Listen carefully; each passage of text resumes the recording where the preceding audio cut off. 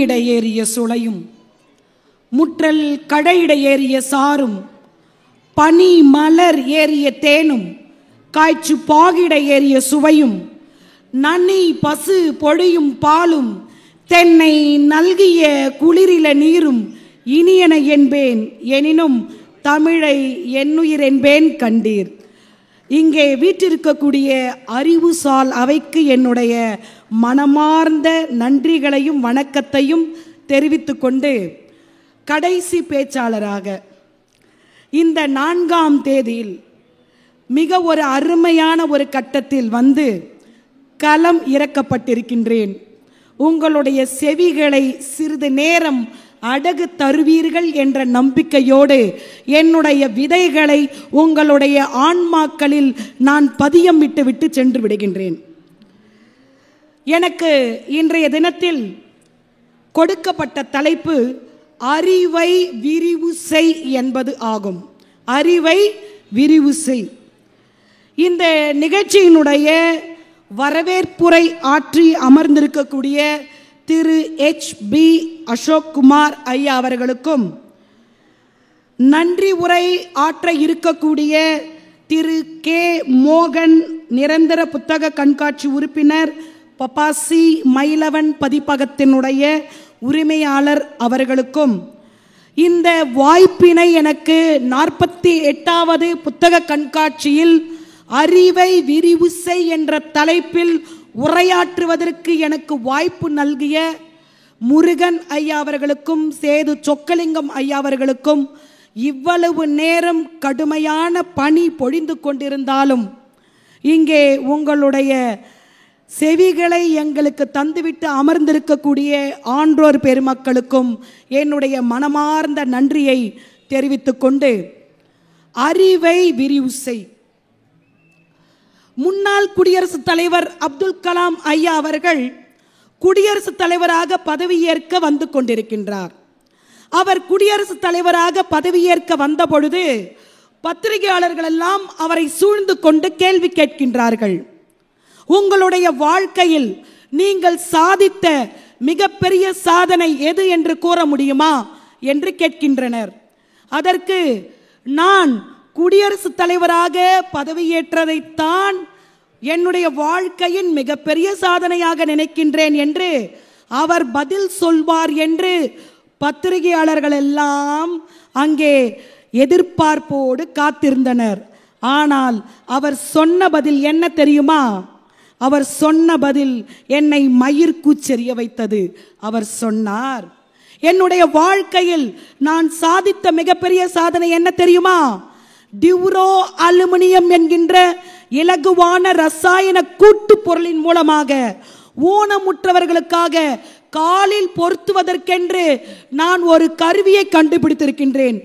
எடை குறைவான இலகுவான அந்த டியூரோ அலுமினியம் என்கின்ற அந்த ஊனமுற்றோர் பொருத்தக்கூடிய கருவியை அவர்கள் தங்களுடைய கால்களில் பொருத்தி கொள்ளும் பொழுது அதோ அந்த ஆகாயத்தில் பறக்கக்கூடிய பறவைகளை காட்டிலும் மிக வேகமாக பறக்க முடியும் என்கின்ற தன்னம்பிக்கையை என்னால் என்னுடைய படிப்பின் மூலமாக கொடுக்க முடிந்தது என்று சொன்னால் அதுதான் என் வாழ்க்கையில் நான் செய்த மிகப்பெரிய சாதனை என்று சொன்னார். ஒரு சாதாரண கருப்பு ரொட்டிக்காக கவலைப்பட்ட, தினம் தினம் வீடு தோறும் பேப்பர் போட்டு சம்பாதித்த பணத்தை கொண்டு படித்த ஒரு சிறுவன், தமிழகத்தினுடைய மூலையில் இருக்கக்கூடிய சிறுவன், பின்னாளில் புத்தகங்களை வாசித்து வாசித்து அதற்கு ஏற்றார் போல தன்னுடைய வாழ்க்கை உயர்த்தி இந்தியாவினுடைய முதல் குடிமகனாக வந்தான் என்று சொன்னால், கற்க கசடர கற்பவை கற்றபின் நிற்க அதற்கு தக. திருவள்ளுவம், திருக்குறள் நம்முடைய வாழ்க்கைக்கு மிகப்பெரிய ஆணித்தரமாக இருக்கின்றது. எனக்கு முன்னால் பேசிவிட்டு 2 ஜாம்பவான்கள் அமர்ந்திருக்கின்றார்கள். அவர்கள் சொல்லாத கருத்துக்கள் எதுவும் இல்லை, அனைத்து கருத்துக்களையும் சொல்லியிருக்கிறார்கள். என்னுடைய அறிவிற்கு எட்டிய வரையில் நானும் சில கருத்துக்களை உங்கள் முன் வைக்க விரும்புகின்றேன். பாவேந்தன் பாரதிதாசன் இவ்வாறு எழுதுகின்றார்: அறிவை விரிவு செய், அறிவை விரிவு செய், அகண்டமாக்கு, விசால பார்வையால் விழுங்கு, விசால பார்வையால் விழுங்கு, மக்களை அணைந்து கொள், மக்களை அணைந்து கொள், உன்னை சங்கமம் ஆக்கு, மானிட சமுத்திரம் நான் என்று கூவு, பிரிவிலை பிரிவிலை எங்கும் பேதம் இல்லை. சில பேர் இந்த பாடலை தவறாக சீர்பிரித்து சொல்லுகின்றார்கள். அந்த அறிவை இன்றைக்கு நான் இங்கே விரிவு செய்துவிட்டு போகின்றேன். அறிவை விரிவு செய், அகண்டமாக்கு, விசால பார்வையால் விழுங்கு, அதோட நிறுத்திக்கணும். விசால பார்வையால் விழுங்கு மக்களை, தவறான ஒரு உச்சரிப்பு, சீரங்க பிரிக்கவே கூடாது. விசால பார்வையால் விழுங்கு, மக்களை அணைந்து கொள், உன்னை சங்கமமாக்கு, மானிட சமுத்திரம் நான் என்று கூவு, பிரிவிலை எங்கும் பேதமில்லை. காக்கை குருவி எங்கள் ஜாதி, நீல் கடலும் மலையும் எங்கள் கூட்டம், நோக்க நோக்க களியாட்டம். பாரதியார் பாடினார் இல்லையா? தன்னையும் ஆறறிவு பெற்ற மனிதனாகிய தன்னையும் காக்கை குருவியையும் கூட ஓர் உயிராக நினைத்து ஒப்ப நினைத்து போற்றக்கூடிய அந்த அறிவு எப்பொழுது வரும் என்று சொன்னால், அறிவு அன்பை நமக்கு விரிவு செய்து கொடுக்கிறது. அறிவு மனிதநேயத்தை நமக்கு அதிகமாக நமக்கு கற்றுக் கொடுக்கின்றது. அறிவு நியாயத்தை புகட்டுகிறது என்பதை நாம் தெளிவாக்கி கொள்ள வேண்டும். தோழர்களே, எப்பொருள் யார் யார் வாய் கேட்பினும் அப்பொருள் மெய்ப்பொருள் காண்பது அறிவு. வள்ளுவர் இப்படி 1.25 அடியில மிகச்சிறப்பா சொல்றாரு. அதே வள்ளுவர் சொல்றாரு, அறிவுனா என்ன தெரியுமா? சொன்னதையெல்லாம் அப்படியே கேட்டுட்டு விட்டுறக்கூடாது. அந்த நீ கேட்கின்ற அந்த செய்தியை உணர்ந்து உண்மையான அறிவை நீ கெட்டியாக பற்றி கொள்ள வேண்டும். அதுதான் இந்த குறளுக்கு பொருள். அதே திருவள்ளுவர் சொல்றாரு, அறிவினால் ஆகுவது உண்டோ, அறிவினால் ஆகுவது உண்டோ, பிரிதி நோய் தம் நோய் போல் போற்றா கடை. நீ எவ்வளவுதான் படிச்சாலும் வேஸ்ட்டுப்பா. படிக்கிறதன் மூலமாக இந்த மனித சமுதாயத்திற்கு நீ உதவி செய்தால் மட்டும்தான் அது பலன் அளிக்கும். இததான் பாவேந்தர் பாரதிதாசன் பாடி இருக்கிறாரு. மக்களை அணைந்து கொள், மக்களை அணைந்து கொள், அணைத்துக்கொள், மக்களை, மனிதனை கட்டி பிடிச்சுக்கப்பா. மனிதர்களோடு மனிதர்கள் சண்டை போடக்கூடாது. உன்னுடைய அறிவை விரிவு செய். சாதி பூசல் செய்யாதே, சமய பூசல் செய்யாதே. பஞ்சநதி பாயும் பஞ்சாபில் பயிர் அறுவடை முடிந்து விட்டது, உயிர் அறுவடை தொடங்கி விட்டதோ என்று வைரமுத்து எழுதின அந்த கவிதைக்கு ஏற்றார் போல இன்றைக்கு எத்தனை வகையான பூசல்கள் இங்கே அரங்கேறி கொண்டிருக்கின்றன. ஆனால் உண்மையான அறிவு இருக்கும் பொழுது, பாரதியார் சொன்னார் பாருங்கள், அறிவே தெய்வம் என்று சொன்னார் பாருங்கள். அந்த அறிவை நாம் விரிவு செய்ய வேண்டும். கடவுளின் பெயரால் நாம் சண்டையிட்டு கொள்ளக்கூடாது. நமக்கு 6 அறிவு இருக்கு, நமக்கு 6 அறிவு இருக்கு. 6th சென்ஸ் இருந்தாதான் மனுஷன். 6 அறிவு அதுவே அவற்றோடு மனநே, 6 அறிவு அதுவே அவற்றோடு மனநே. மக்கள் தாமே 6 அறிவு உயிரே, பிறவும் உளவே அக்கிளை பிறப்பே. இது தொல்காப்பியருடைய சூத்திரம் சொல்லுகிறது. மக்கள் தாமே 6 அறிவு உயிரே. நமக்கு 6th சென்ஸ் இருக்கு, 7th சென்ஸ் போதி தர்மன் வரைக்கும் நம்ம வந்துட்டோம். இன்னைக்கு உச்சத்தை தொட்டு கொண்டிருக்கின்றோம். போதி தர்மன் 7ஆம் அறிவு வந்துட்டோம். ஆனா இன்னும் கூட காமன் சென்ஸ் கூட இல்லாம நம்ம நான் சென்ஸாக பல பேர் இன்றைக்கு செயல்பட்டு கொண்டிருக்கின்றோம். அறிவை நாம் உணர்ந்து செயல்பட வேண்டும். அறிவை விரிவு செய்ய வேண்டும். அறிவை விரிவு செய்யும் பொழுது நம்முடைய வாழ்க்கையில் அவை, அந்த அறிவு என்பது நமக்கு எவ்வாறு பயன் அளிக்கிறது என்பதுதான் இங்கே நான் இங்கே அடிக்கோடிட்டு காட்ட விரும்புகின்ற செய்தி. அது மட்டுமல்ல, படிக்காமல் இருப்பதை விட பிறக்காமல் இருப்பதே மேல். நியாயப்படுத்தப்பட்ட உண்மையான நம்பிக்கைதான் அறிவு என்கின்றார் பிளாட்டோ. அன்பு சான்றோர் பெருமக்களே, ருஷ்ய தலைநகர் மாஸ்கோவில் செம்மீன் என்கின்ற மலையாள நாவலுக்காக விருது வழங்குவதற்காக தகழி சிவசங்கரன் பிள்ளை அவர்களை அழைத்திருக்கின்றார்கள். தகழி சிவசங்கரன் பிள்ளை அவர்கள் அந்த விருதினை பெற்றுக்கொண்டவுடன் அங்கே இருக்கக்கூடிய பத்திரிகையாளர்கள் எல்லாம் கேட்கின்றார்கள், உங்களுடைய அடையாளம் என்ன என்று கேட்கின்றார்கள்.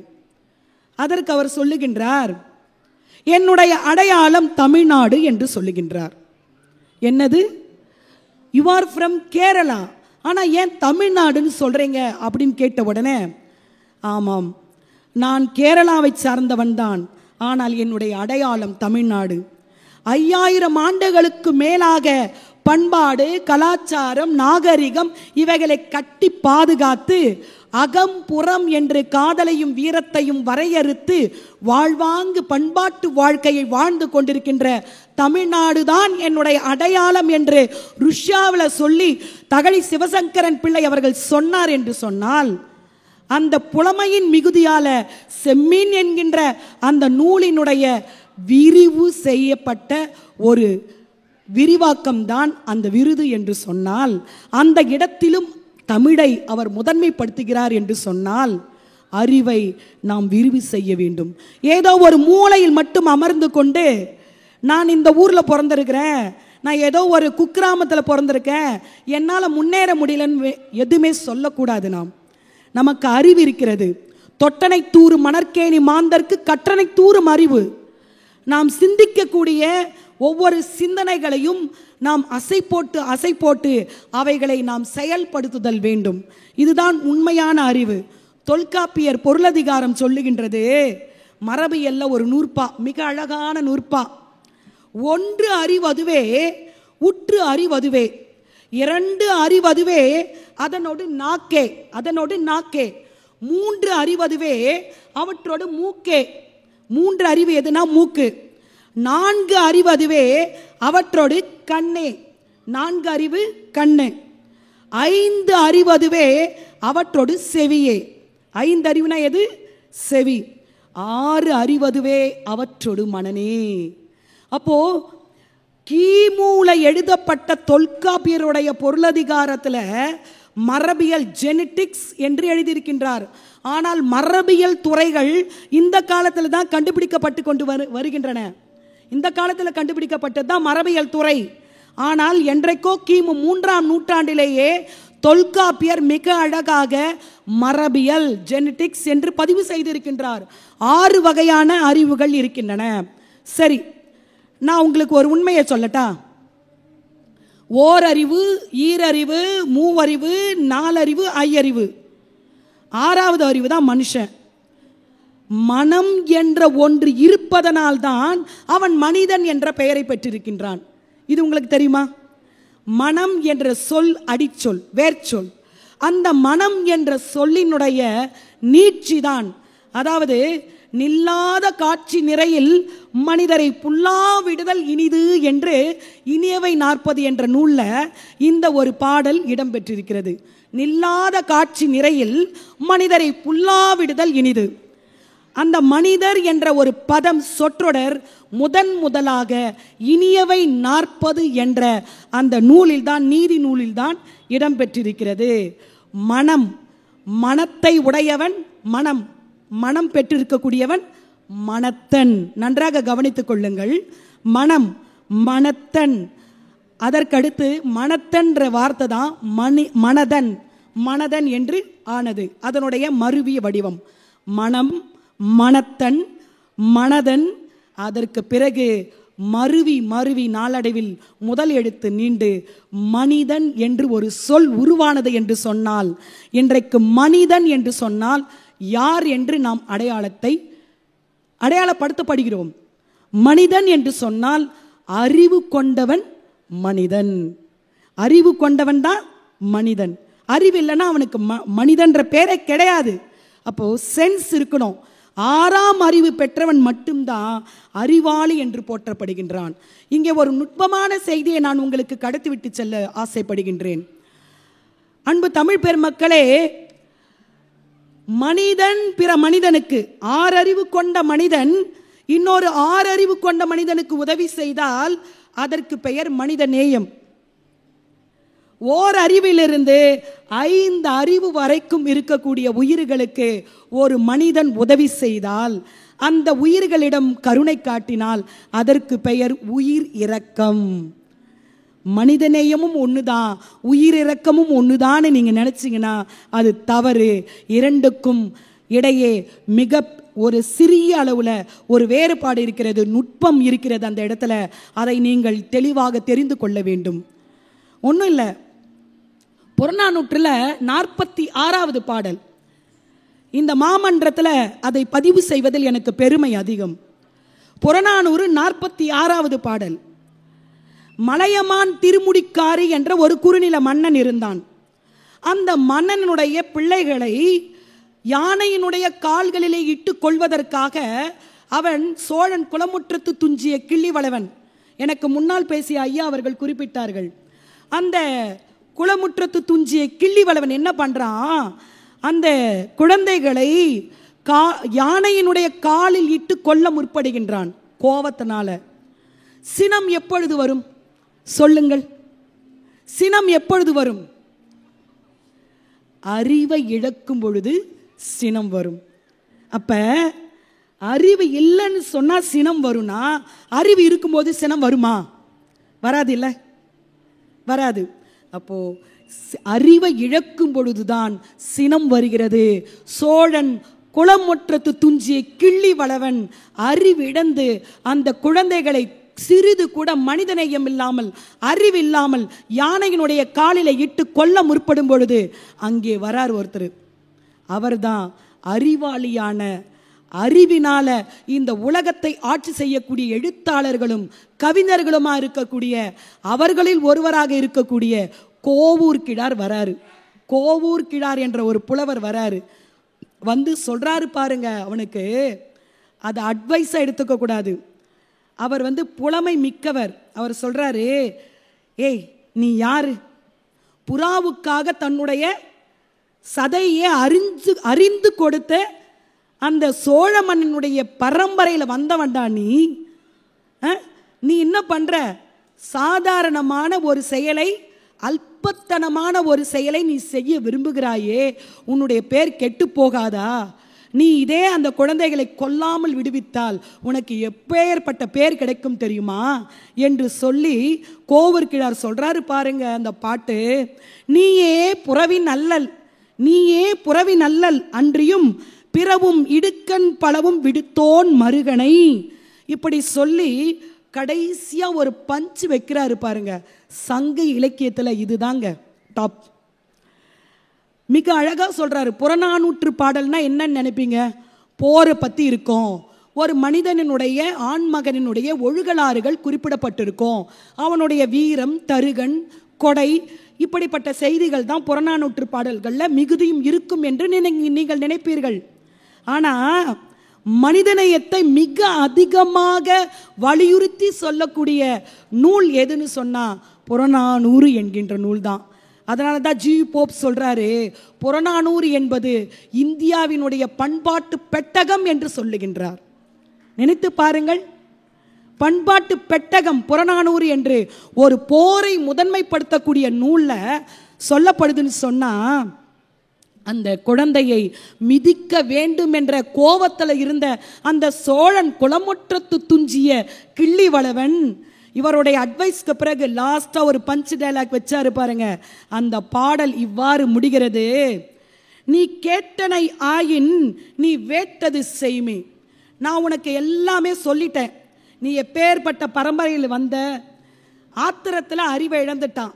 அவனுக்கு அவனுடைய மதிப்பை அப்பொழுது எடுத்து சொல்ல வேண்டிய பொறுப்பு அறிவாளிகளுக்கு இருக்கிறது. அத்தகைய வண்ணம் இந்த கோவூர் கிழார் சொல்றாரு. நீ இப்படிப்பட்ட ஒரு பெரிய பரம்பரையில் வந்தவன்பா, நீ போய் ஒரு சாதாரண வேலையை செய்யலாமா? அவன் யாரு? உழுது உண்ணக்கூடிய அந்த உழவர்களுடைய வாழ்க்கைக்கு ஆதாரமாக இருக்கக்கூடிய ஒரு குறுநில மன்னன். அந்த மன்னனுடைய குழந்தைகளை நீ காலில் இட்டு கொல்ல வேண்டும் என்று நினைக்கிறாயே, அந்த யானையினுடைய காலில் இட்டு கொள்ளு நினைக்கிறியே, உனக்கு எப்படிப்பா வருது? நான் சொல்லிட்டேன், அவ்வளவுதான், நான் சொல்றதெல்லாம் சொல்லிட்டேன். கேட்டனை ஆயின் நீ வேட்டது செய்யுமே. நான் சொல்றதெல்லாம் சொல்லிட்டேன், கேட்டா கேளு, விட்டா விடு. மிக அழகாக நறுக்கு தெரித்தார் போல அந்த மன்னனுக்கு இடித்து அறிவுரை சொல்லக்கூடிய பாடல்கள் நம்முடைய சங்க பாடல்கள். தமிழ் பெருமக்களே, நம்முடைய தமிழ் பாடல்கள்ல சங்க இலக்கியத்தில் இல்லாத அறக்கருத்துக்கள் எதுவும் இல்லை. அதனால்தான் செம்மீன் என்கின்ற அந்த மலையாள நாவலின் ஆசிரியர் சொன்னாரு, என்னுடைய அடையாளம் தமிழ்நாடு என்று. நினைவில் இருத்தி கொள்ளுங்கள். யானன் சொன்ன உடனே எனக்கு ஞாபகத்துக்கு வருது, சமகால எழுத்தாளரான ஜெயமோகன் எழுதுகிறார். யானை டாக்டர் என்கின்ற ஒரு குறும்புதினத்துல எழுதுகிறாரு, யானைகளுக்கு மருத்துவம் பார்ப்பதற்கென்று ஒரு டாக்டர் எழும்பினார், உதயமானார். அந்த டாக்டர் பேரு வி கிருஷ்ணமூர்த்தி, வி கே என்று அழைப்பார்கள். அந்த வீன்ற தலைப்பு எழுத்து கூட கொஞ்ச நாள்ல சுருக்கப்பட்டு கே மட்டும் doctor K doctor K doctor K என்று அவரை அழைக்கலாயினர். அவர் இந்தியாவில் இருக்கக்கூடிய யானைகளுக்கு எந்த பிரச்சனை வந்தாலும், அந்த யானைகளுக்கு நோயோ புண்ணோ எந்த பிரச்சனையில் அந்த யானைகள் மாட்டிக்கொண்டாலும் யானைகளுக்கு மருத்துவம் பார்ப்பதற்கென்று மிகச்சிறந்த நிபுணத்துவம் பெற்ற ஒரு மருத்துவராக மாறுகின்றார். மனுஷனுக்கே ஒழுங்கா ட்ரீட்மெண்ட் பார்க்கறதில்ல, இங்க எங்க இருந்து யானைகளுக்கெல்லாம் பார்க்கறாங்களா அப்படின்னு யோசிக்காதீங்க. அறிவை விரிவு செய்ய வேண்டும். உங்களுடைய பார்வைகளை விசாலமாக்குங்கள். மனிதர்களை மட்டும் அணைந்து கொள்ளாதீர்கள், பிற உயிர்களையும் அணைத்துக் கொள்ள வேண்டும் என்பதுதான் பாரதிதாசனுடைய பெரு விருப்பம் என்பதை இந்த தருணத்தில் நாம் புரிந்து கொள்ள வேண்டும். பாரதிதாசன் இதை நினைத்துதான் அந்த பாடலை எழுதியிருக்கின்றார். அந்த யானைகளுக்கு பரிவு காட்டி, யானைகளுக்கு ஒரு யானைக்கு ஒரு பிரச்சனை வந்துடுச்சு ஒரு நாள், ஒரு பெரிய யானைக்கு. இது உண்மையான செய்தி. எழுத்தாளர் ஜெயமோகன் எழுதியிருக்கிறாரு யானைகளின் டாக்டர் என்ற நூல்ல. குறும்புதினம் அது. ஒரு யானைக்கு, பெரிய யானைக்கு பிரச்சனை வந்துடுச்சு. ஒரு நாள் நள்ளிரவு ஜெயமோகன் சாரும் அங்க கூட இருக்காரு. யானை அந்த டாக்டர் வீட்டுக்கு முன்னாடி நிக்குதான். உலகத்திலேயே மனிதர்களுக்கு அடுத்தபடியாக அறிவோடும் அன்போடும் திகழக்கூடிய விலங்கு எதுன்னு சொன்னா யானை தான் என்பதை மறந்து விடாதீர்கள் தமிழ் சொந்தங்களே. இந்த தமிழ் இலக்கியத்தில் ஒரு மரபு இருக்கு. சிறிய உயிர்னா எறும்ப சொல்லுவோம், பெரிய விலங்குனா யானையை சொல்லுவோம். அது கம்பரா அந்த ஓமையை பயன்படுத்துறாரு. அவருக்கு பின்னாடி வந்த உமரப்புலவரும் அந்த ஓமையை பயன்படுத்துவாரு. எறும்பு முதலாக யானை ஈராக என்று சொல்லுவாங்க. இந்த யானையினுடைய மொழி டாக்டர் வி கேவுக்கு நன்றாக தெரியுமா. ஏதோ ஒரு பிரச்சனை வந்திருக்கு, அவைகளுக்கு பேச தெரியாது. ஆனா இந்த டாக்டர் வி கே என்று சொல்லப்படுகின்ற அந்த டாக்டர் நடு இரவுல ஏதோ அசைற மாதிரி இருக்கேன்னு சொல்லி, அந்த நள்ளிருட்டு நல்ல கும்மிருட்டா இருக்கு, அந்த நேரத்தில் பார்க்கின்றார் யானை தன்னுடைய காது மடலை அப்படியே அடித்து கொண்டு அப்படியே நிற்கின்றது. என்னவோ ஏதோ என்று பதறி எடுத்து கொண்டு வந்தால் அந்த யானையினுடைய காலிலே மிகப்பெரிய இரும்பு ஆணி குத்தப்பட்டு அந்த யானை வலியினால் துடித்து கொண்டிருக்கிறது. இவர் உடனடியாக மருத்துவம் பார்த்து அந்த யானைக்கு ஒரு விடுதலை கொடுக்கின்றார்.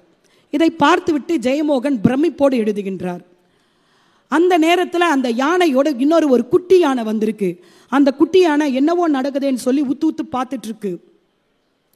இந்த டாக்டரை ஏதோ ஒரு பொல்லாதவர் போல பார்த்துட்டு இருக்கு அந்த குட்டி யானை.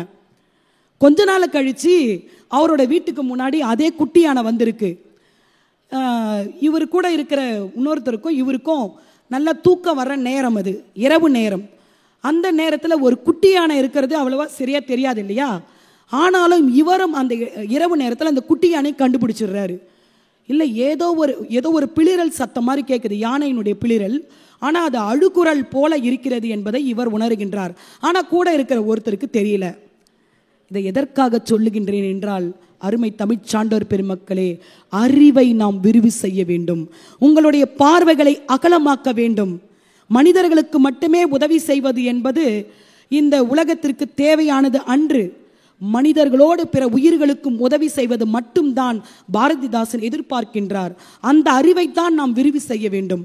அந்த குட்டி யானையினுடைய தேவை என்ன என்பதை, அந்த குட்டி யானை அந்த நேரத்தில் நோயுற்று காலில் அடிபட்டு, அதே போன்று பெரிய ஒரு ஆணி குத்தப்பட்டு, இரும்பு கம்பிகள் குத்தப்பட்டு மிகவும் அது சேதமடைந்த நிலையில அழுது கொண்டு கண்கள் அப்படியே தண்ணீர் வடிந்து கொண்டிருக்கிறது. அந்த குட்டி யானைய இந்த வீக்கே பார்த்துட்டு சொல்றாரு, இது எந்த யானை தெரியுமா அப்படின்னு கேட்குறாரு. தெரியலையே டாக்டர், எனக்கு எவ்வளோ யானையை பார்க்குறோம், அதுவெல்லாம் ஞாபகம் வச்சுக்க முடியுமா என்ன அப்படின்னு சொல்லி பதில் சொல்றாரு கூட இருக்கிறவர். அதற்கு அந்த டாக்டர் சொல்றாரு, இதுக்கு முன்னாடி ஒரு பெரிய யானைக்கு ஒரு பிரச்சனை வந்துச்சுல்ல, அந்த பிரச்சனை வரும்போது ஒரு குட்டி யானை முறைச்சு நம்மளை பார்த்துச்சே, அந்த யானை தான் இந்த யானை அப்படின்னு சொல்றாரு. ஜெயமோகன் எழுதுகிறார் பாருங்கள், ஆச்சரியமாக, இவ்வளோ யானைகள் இருக்கு காட்டுல, ஆனா அந்த குட்டி யானை தான், அந்த அன்றைக்கு பார்த்த அந்த யானை தான் இந்த யானை என்று ஒரு மருத்துவரால், மனிதனாக இருக்கக்கூடிய மருத்துவரால் புரிந்து கொள்ள முடிகிறது என்று சொன்னால் அறிவை விரிவு செய்ய வேண்டும் தோழமைகளே. இன்றைக்கு அந்த வீக்கே என்பவர் யானைகளுடைய மொழியை புரிந்து கொண்டு யானைகளுக்காக வகுத்தளித்த அந்த விதிமுறைகளை தான் இந்திய காடுகளினுடைய சட்டத்தில் நாம் இன்றைக்கும் பயன்படுத்தி கொண்டிருக்கின்றோம். இதே விதிமுறைகளை தான் காசிரங்கா காண்டாமிருகத்தினுடைய அந்த பாதுகாப்பு சரணாலயத்தை கூட பயன்படுத்தி கொண்டிருக்கிறோம் என்பதை இந்த தருணத்தில் இந்த மாமன்றத்தில் சொல்ல கடமைப்பட்டிருக்கின்றேன். இப்போ யானைன்னா என்ன அவ்வளோ எளப்பமா? யானைன்னா என்ன கேவலமா? அதுவும் நம்மளை போல ஒரு உயிர் தானே. அதுக்கு 5 அறிவு, நமக்கு 6 அறிவு, அவ்வளோதான். சீவக சிந்தாமணி என்கின்ற நூல் சொல்லுகின்றது, உயிரெல்லாம் தன் உயிர் ஒப்ப ஓம்பலால். அவ்வளோதான். நம்முடைய உயிரை போன்று பிற உயிரையும் நாம் மதிக்க கற்றுக்கொள்ள வேண்டும். உயிரெல்லாம் தன்னுயிர் ஒப்ப ஓம்பலால், பிற உயிர்களையும் நேசித்து நாம் பழக வேண்டும். அது மட்டுமல்ல, ஒரு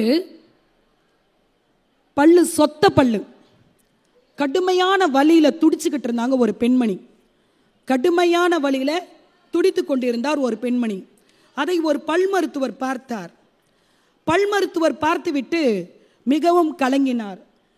இந்த பல்வலியால் துடித்து கொண்டிருக்கக்கூடிய இந்த பெண்மணிக்கு ஏதாவது உதவி செய்ய வேண்டுமே என்று அவர் தீர்மானித்தார். அதற்காக பலவிதமான பயிற்சிகளை எடுத்தார். டாக்டர் ஜாக்சன் என்பவரிடத்துல போயிட்டு பயிற்சியும் எடுத்துக்கொண்டார். ஜாக்சன் கிட்ட இவர் சொல்றாரு, சொத்த பல்லுல இந்த கடைசி பல்லை பிடுங்கும் பொழுது அது மூளை நரம்புகளோடு தொடர்போடு இருக்கின்றதே, அது மிகவும் வலிக்கிறது, என்ன செய்வது என்று சொன்னவுடன் ஜாக்சன் சொன்னாரு, ஈத்தர் என்கின்ற ஒரு மருந்து இருக்கிறது, ஈத்தர். இந்த ஈத்தரை நீ எடுத்துட்டு போயிட்டு அந்த பல் வலிக்கிற இடத்துல வச்சு பாரு அப்படின்னு சொல்லி ஜாக்சன் சொல்றாரு. அந்த மனிதர் அதை சொத்த பல்லுக்கு பக்கத்தில் வைக்கிறாரு. அந்த ஈத்தரை வச்ச உடனே மரத்து போயிடுது அந்த இடம். அது மரத்து போன உடனே அந்த இடத்துல பல்லை குடைந்து அந்த சொத்த பல்லை அவர் எடுத்துடுறாரு. எடுத்துட்ட உடனே கொஞ்ச நேரம் கழிச்சு கேட்கிறாரு, உங்களுக்கு வலி இருக்கிறதா என்று கேட்கின்றார் அவர். எனக்கு வலி எதுவுமே இல்லை, எனக்கு பல் பிடுங்கப்பட்டதா என்று கூட தெரியவில்லை என்று அந்த பெண்மணி சொல்லுகின்றார். உடனே இவருக்கு அறிவு, மூளை வேலை செய்ய ஆரம்பிச்சிடுச்சு. சொல்றாரு, சரி, இந்த ஈத்தரை பயன்படுத்தினா முழு உடலுக்கும் அறுவை சிகிச்சை செய்து விடலாமே என்று அவருக்கு அறிவு விரிவடைகிறது. அதனுடைய வெளிப்பாடுதான் இன்றைக்கு மயக்க மருந்து கொடுக்கப்பட்டு நமக்கெல்லாம் ஆபரேஷன், அறுவை சிகிச்சை செய்யப்படுகிறது என்று சொன்னால், அந்த மயக்க மருந்தை கண்டுபிடித்து எத்தனையோ பேருக்கு தன்னுடைய படிப்பின் மூலமாக, தன்னுடைய வாசிப்பு அனுபவத்தின் மூலமாக, அது மட்டுமல்ல, இந்த இடத்துல ஒரு செய்தியை மட்டும் நான் சொல்லி முடிக்கின்றேன். முதலாவது அவர் பயன்படுத்தியது ஒரு சோதனைக்காக குளோரிக் ஈத்தர் என்கின்ற ஒரு மயக்க மருந்தை யூஸ் பண்ணுறாரு. அதை யூஸ் பண்ணும் பொழுது பொத்துன்னு விலங்கினங்கள் எல்லாம், சிறு பிராணிகள் எல்லாம் விழுந்து செத்துடுது. ஆனால் மறுபடியும் எழுந்திருக்கல. ஆனால் இவர் என்ன பண்ணுறாருன்னா, தன்னுடைய உயிரையே பணயம் வைத்து சல்ஃபூரிக் ஈத்தர், சல்பூரிக் ஈத்தர் என்கின்ற அந்த மருந்தை, உயர்ந்த மருந்தை வாங்கி கொண்டு வந்து தன்னுடைய உயிரையே பணயம் வைத்து அந்த மருந்தை சுவாசிக்கின்றார். பொத்தென்று மயங்கி விழுந்து விடுகின்றார். மயங்கி விழுந்த அவர் சிறிது நேரத்தில் தெளிவு பெற்று உணர்ச்சி மிக்கவராக மாறி அதற்கு பிறகுதான் தீர்மானிக்கின்றார் இந்த மயக்க மருந்தை கொண்டு உலகத்தில் இருக்கக்கூடிய உயிர்களுக்கெல்லாம் அறுவை சிகிச்சை உடல் முழுவதும் செய்ய முடியும் என்று சொன்னால் இதுதான் உலகத்தில் இருக்கக்கூடிய மிகப்பெரிய அதிசயம் என்று சொன்னார். அவர் யார் தெரியுமா? மார்டன். அமெரிக்க நாட்டை சார்ந்த அந்த மருத்துவர் வில்லியம் தாமஸ் கிரீன் மார்டன் என்பவர்தான் அவர். நிறைவாக எனக்கு கொடுத்த வாய்ப்பில் இன்றைக்கு 4ஆம் தேதி, இன்றைக்கு யார் பிறந்த தினம் தெரியுமா? 1 புள்ளியிலிருந்து 6 புள்ளிகள் வரை புடைப்பு புள்ளிகளை வைத்து கண் பார்வையற்றவர்களுக்காக எழுது முறையை கண்டுபிடித்து அதன் மூலமாக கல்வியை வடிவமைத்த லூயிஸ் பிரெய்லி என்பவர் பிறந்த நாள் தான் இன்று. வரலாற்றில் சாதனையாளர்களாக இன்று இருக்கக்கூடியவர்கள் எல்லாம் கண் பார்வை இல்லை, உடல் ஊனமுற்றவர்கள், சாப்பிட்றதுக்கு சாப்பாடு இல்லை, வாழ்க்கையினுடைய தேவைகள் அதிகமாக இருக்கின்றன, பொருளாதார தேவைகள் இருக்கின்றன, எதுவுமே இல்லை. ஆனால் மனசு மட்டும்தான் இருக்கு, அறிவை விரிவு செய்ய வேண்டும் என்று.